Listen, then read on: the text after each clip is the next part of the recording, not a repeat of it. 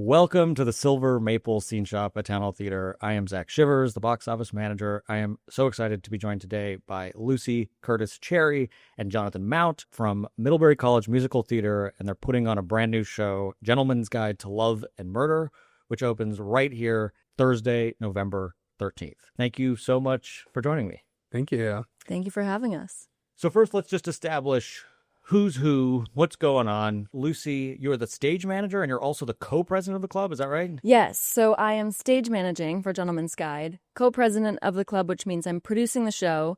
I'm also set designing, costume designing. I am leading all the marketing for the show, and I'm also producing a documentary about the entire process. So I'm wearing a lot of hats. Wow, that is incredible and insane. And you're also a full-time student, I assume, on top of all that? I am, yes. Okay. And what does that even leave for you to do, Jonathan? So I'm the director. Basically, Lucy does all the things that I'm not able to do. I mainly work with the actors and, staging the whole piece. And then when it comes to all the technical things, that's where Lucy comes in, because I can't do any of that. Got it. Okay. A Gentleman's Guide to Love and Murder. I know this show, when it came out on Broadway, it won Best Musical, it won several Tony Awards, but I don't think that a lot of people outside of the musical theater world know this show. So maybe starting with you, Jonathan, what's the pitch? What is the show about?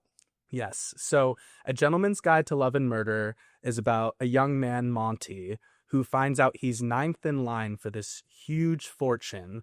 And so he plots to kill all 8 people in front of him. But the twist is that all 8 people are played by one actor. And that's a part of the show. That's a design of the show. So the only person wearing more hats than Lucy probably is our actor Quinn, who plays all the members of this family that die in increasingly hilarious ways. So Quinn has to die on stage 8 times for the main character to get what he wants. Is that right? Exactly. So that's the murder part. Yes. What's the love part? So the love part is one of the many reasons that Monty is doing this is he wants to rise above his station to impress this woman, Sabella. And while he is going through all of his plots, he comes across this other woman, Phoebe, and it sort of becomes this tricky love triangle between the two of them. And so that's where the love comes in. Got it. And it sounds like this is a funny comedy. Oh, yeah. Yes. Okay. It's hilarious. It's nothing.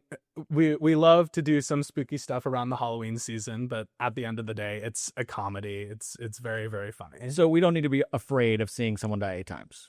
It'll be okay. No. Yes. The actor loves it every time. So I think the audience will hopefully love it too. Got it. Okay. Quinn loves to die on stage. Yes. So for you, Lucy, what does this mean from a stage managing, costume, prop standpoint? I mean, it means that we're doing a lot of really cool, tricks and tech things on stage to make it look like this character is dying a bunch of times, and also make this actor look like they are 8 different people, which Right. is important to distinguish them. And so we're using lots of accessories and costume pieces to do that. And then there are a lot of really specific, fun props that we need to create to pull off some of these deaths, one of them being getting stung to death by a bunch of bees.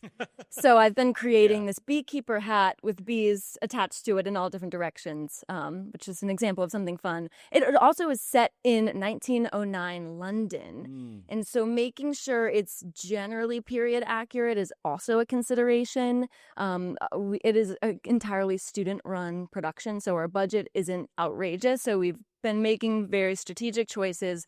Luckily, we have access to the theater department's whole host of props that we can use for our production and costumes and things. And so they definitely help us with getting the right objects. And then it's also on us to go out and find and create the rest of what we need. This is a very prop-heavy show. And because we're visiting these 8 different characters that die, they're all in 8 different places, which means a bunch of different sets. Wow. And so a lot of huge furniture pieces and crazy illusions and fun things that we have to make and then put on stage. Mm-hmm. And I assume you have help. How many students in total are working on this production? So we have 10 people in the cast, and those 10 people collectively are playing over 80 characters. Yeah. There's only 2 people in the show that only play one character throughout the whole thing. Who gets to do that? Monty and Sabella. Okay. But everyone else, because obviously Quinn is playing all the folks, and then Phoebe, along with our chorus of 6, also play a variety of tiny little ensemble roles that appear throughout, maids, doctors, etc. So that's really fun to work with all the actors in differentiating those roles. And with Quinn, too, we have to do a lot of work with him on quickly transitioning between those roles, both from an acting standpoint and a technical standpoint. He has 13 quick changes in this show, one of which I believe is about 15 seconds from an actress in a marvelous dress to an elderly banker in a suit. So 15 seconds. And is 15 seconds. As the audience, will we see these quick changes, or is this just what's happening backstage? You will see the curtain close on Quinn looking one way, and then it opens on him looking totally different. Wow. Hopefully, if the quick change can. But it will be clear that it is still Quinn, just transformed. Yeah. Right. And the set changes, too. I mean, we are in places ranging from a pub in a countryside to a frozen lake. Have you been building things in the scene shop? Yes, next week, actually, Quinn, who is playing the Diceglood family and is also my assistant set designer. So I give him the drill and he uses the saw, and he helps actually build the things that we can't just go to the theater department and borrow. So we will be using the scene shop, which is great that we have this space now. And we're so grateful to just be able to store our things here. Like, because we're an entirely student-run organization, we don't have our own scene shop or our own storage space. Like, everything is being stored in our dorms, in our cars. Our cars are all full of costumes right now. My room is like a mountain of props. And then all of our set pieces are here, which is just great because otherwise I don't know if we're going to fit that in our car. But we're able to graciously use Town Hall Theater space. As the director, when you're working with a known show and a relatively new show, are you looking to just take what you saw on Broadway and try and do the Middlebury version, or are you making distinct directorial choices that are going to make this different from any other place you might see the show? So I would never watch the Broadway production and just copy and paste everything, you know? Actually, what I do is usually sometimes I'll have actors saying, oh, in the script, the blocking says this. I'll say, cross it out. And I like to offer what I think a scene may look like and also work with the actors. And sometimes the actors will have their own instincts and choices they want to make. And it'll be a sort of push and pull until we find what feels right. I will admit there is one scene in this show where the blocking for the Broadway production is just absolutely perfect. And so for that scene, I essentially told the actors, let's watch how they do it, and we're going to borrow most of that stuff just because it's absolutely perfect. That makes sense. This is kind of a big deal, this show, for you, because this is your last semester at Middlebury. And you're not the co-president anymore. That's now Lucy. But I know that you had a big hand in revitalizing this group after COVID. You've been in so many productions, both at Town Hall Theater as part of MCMT, but also Directorial musicals and other shows. What is your hope for the club as you leave? It is very special and very surreal to be doing my last musical with this club and to have this show, which is so difficult, technically speaking, musically speaking, acting wise as well. It's such a difficult show, but it's so fun and so rewarding. And it's very exciting to me to see the progress we're making and the progress we will make. And in terms of how the club moves forward, I am so excited to see what Lucy and the others accomplish. I have 100% faith in Lucy as a new leader of the club. And while I'll be a little jealous to see how successful and amazing the club is without me, I will, of course, be hoping for that. Right. So Jonathan leaves. First thing you do? I mean, cry. Like, it's huge shoes to fill. He has breathed so much life into MCMT and like totally transformed it. But we've got such a great group of students. I mean, like, so many talented actors and talented people behind the scenes.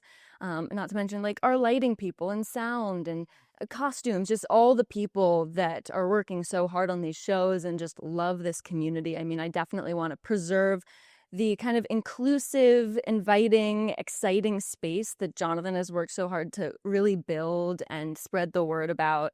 I would definitely want to continue that on. How would you hope people are transformed by this show when they come in with the business of their lives. They open themselves up to A Gentleman's Guide to Love and Murder.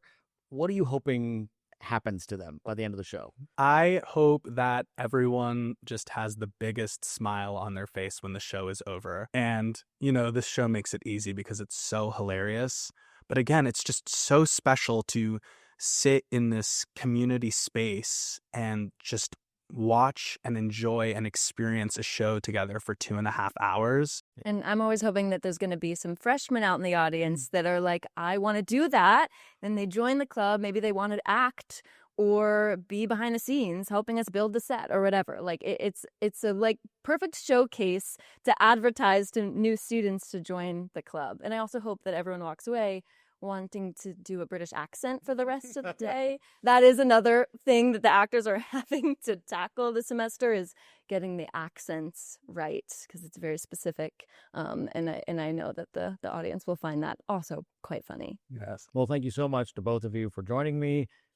A Gentleman's Guide to Love and Murder opens Thursday, November 13th. Get your tickets at townhalltheatre.org or give us a call at the box office. We hope to see you all there. Thanks again. Thank you. Thank you. Now do it in a British accent. And we hope to see you both there. That's not right. That's good.